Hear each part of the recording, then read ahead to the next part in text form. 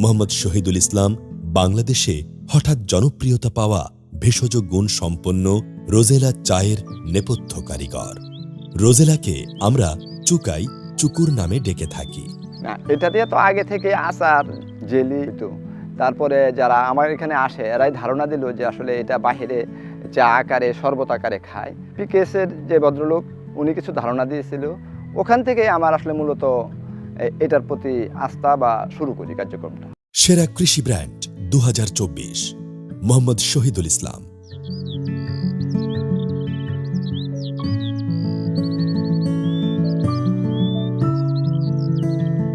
নাটোরের লালপুর থেকে প্রায় ৩০ কিলোমিটার দূরত্বে কাঁঠালবাড়িয়া গ্রাম, পরিচয় যার ঔষধি গ্রাম হিসেবে।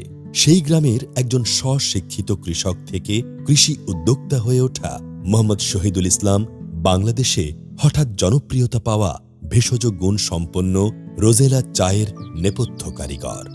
রোজেলাকে আমরা চুকুর নামে ডেকে থাকি। না, এটা দিয়ে তো আগে থেকে আচার, জেলি তো তারপরে যারা আমার এখানে আসে এরাই ধারণা দিল যে আসলে এটা বাহিরে চা আকারে শরবত আকারে খায়। পিকেএসের যে ভদ্রলোক উনি কিছু ধারণা দিয়েছিল, ওখান থেকে আমার আসলে মূলত এটার প্রতি আস্থা বা শুরু করি কার্যক্রমটা।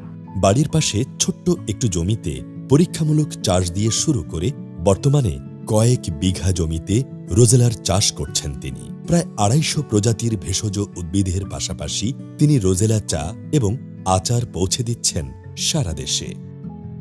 অনলাইনে শহীদুলের পেজে গ্রাহকেরা রীতিমতো ভিড় করেন। প্রি অর্ডার দিয়ে ৬০০ গ্রাহক রোজেলা চা সংগ্রহ করে থাকেন। থাইল্যান্ড থেকে শুরু করে চীন, ভিয়েতনাম সহ পূর্ব এশিয়ায় ওই চায়ের বিপুল জনপ্রিয়তা রয়েছে। এখন তা শহীদুলের অনুপ্রেরণায় বাংলাদেশেও ছড়িয়ে পড়ছে। তার দেখানো পথে ওই গ্রামের অনেকে ঔষধি ফসল ও রোজেলা চাষে ঝুঁকছেন। আমাদের মোজেলা যদি আপনারা কেউ ক্রয় করতে চান, স্ক্রিনে দেওয়া নাম্বারে আপনারা যোগাযোগ করবেন। আপনাদের কোরিয়ান সার্ভিসে আমরা প্রোডাক্ট পাঠিয়ে দেব ইনশাআল্লাহ।